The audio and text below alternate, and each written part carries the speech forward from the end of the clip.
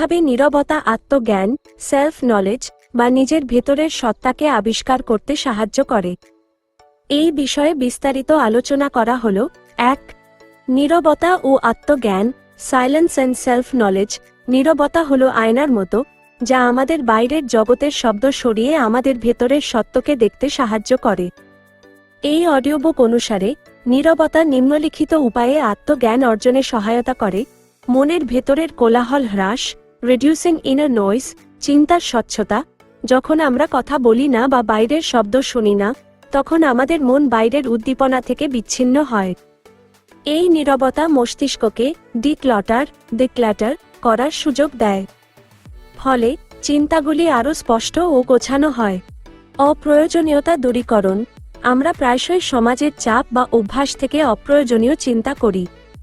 নীরব থাকার সময় সেই সব চিন্তা নিজে থেকেই ঝরে পড়তে শুরু করে, ফলে কেবল গুরুত্বপূর্ণ ও গভীর চিন্তাগুলি অবশিষ্ট থাকে।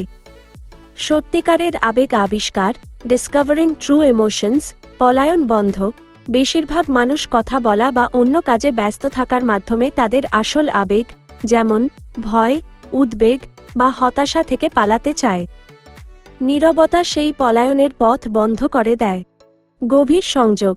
চুপ থাকার ফলে আপনি আপনার শরীরের অনুভূতি, মনের গভীরতম আকাঙ্ক্ষা এবং চাপা পড়া আবেগগুলির সাথে সংযোগ স্থাপন করতে পারেন।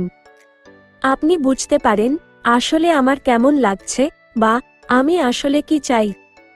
নিজস্ব মূল্যবোধ ও লক্ষ্য অন্বেষণ, এক্সপ্লোরিং ভ্যালিউজ অ্যান্ড গোলস।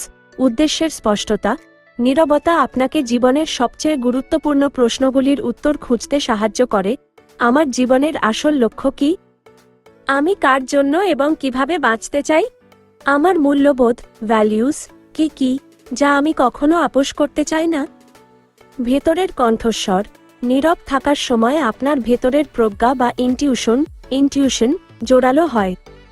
এটি আপনার ভেতরের সেই সঠিক পথপ্রদর্শক, যা সব সময় আপনার কল্যাণের কথা বলে। প্রতিক্রিয়া থেকে মুক্তি, ফ্রিডম ফ্রম রিঅ্যাকশন। নীরবতা শেখায় যে আপনি আপনার চিন্তা বা আবেগ নন। আপনার মনে কোনো রাগ বা দুঃখের চিন্তা আসতে পারে, কিন্তু চুপ থেকে সেটিকে পর্যবেক্ষণ করলে আপনি বুঝতে পারবেন যে আপনি চাইলে সেই চিন্তার প্রতিক্রিয়া থেকে নিজেকে মুক্ত রাখতে পারেন। এই পর্যবেক্ষণই হলো আত্মজ্ঞানের ভিত্তি। সংক্ষেপে, নীরবতা হলো আপনার আসল আমি-কে খুঁজে বের করার জন্য একটি শান্ত কক্ষ, যেখানে বাইরের কোনো কিছু এসে আপনাকে বিভ্রান্ত করতে পারে না। আমাদের অডিওবুকস লাইব্রেরিটি যদি আপনার ভালো লাগে, তাহলে লাইক, শেয়ার, সাবস্ক্রাইব করুন।